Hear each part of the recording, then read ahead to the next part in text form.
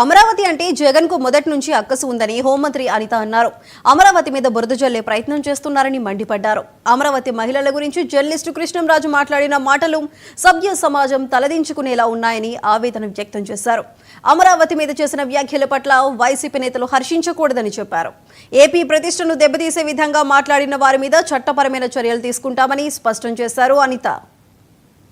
Association president గా ఉన్న వ్యక్తులు ఒక సాక్షి ఛానల్లో కూర్చొని అమరావతి గురించి మాట్లాడారు అంటే అమరావతి మహిళల గురించి మాట్లాడారా, రాష్ట్రంలో ఉన్న మహిళల గురించి మాట్లాడారా ఆ రకంగా అన్నది పక్కన పెడితే ఇది ఆంధ్రప్రదేశ్ రాష్ట్రం తాలూకా గౌరవాన్ని భగ్నం పరిచే విధంగా ఈరోజు మాట్లాడారు. నేను ఎందుకు ఈ మాట చాలా క్లియర్గా చెప్తున్నానంటే ఈరోజు సాక్షి పేపర్ ఎవరిదో మనందరికీ తెలుసు. సాక్షాత్తు ఎక్స్ సీఎం నా పులివెందుల ఎమ్మెల్యే జగన్మోహన్ రెడ్డి గారు వాళ్ళ భార్య భారతిరెడ్డి గారు.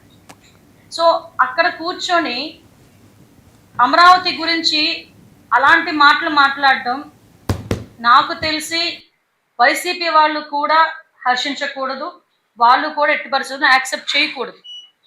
ఇది ఇంకొకటి ఏంటంటే అమరావతి అంటేనే జగన్మోహన్ రెడ్డికి ఒక రకమైన అక్కసు. నా నోటి నుంచి చెప్పడానికి కొంచెం ఇబ్బందిగా పడే పరిస్థితి. అది వేశ్యల రాజధాని, అది వేశ్యల రాష్ట్రము అని మాట్లాడుతూ ఉంటే ఎవరి గురించి మాట్లాడుతున్నావయ్యా? నీతో ఎవరు మాట్లాడిస్తున్నారు ఈ మాటలు? అమరావతి మీద ఎందుకు అంత అక్కసు? మన ముఖ్యమంత్రి గారు చంద్రబాబు నాయుడు గారు పనితీరు చూసి ఓర్వలేక ఈరోజు నువ్వు మాట్లాడిన మాటలు, మాట్లాడిన మాటలు అని మాత్రం నేను అన్నట్ల, ఇవన్నీ మాట్లాడిస్తున్న మాటలు.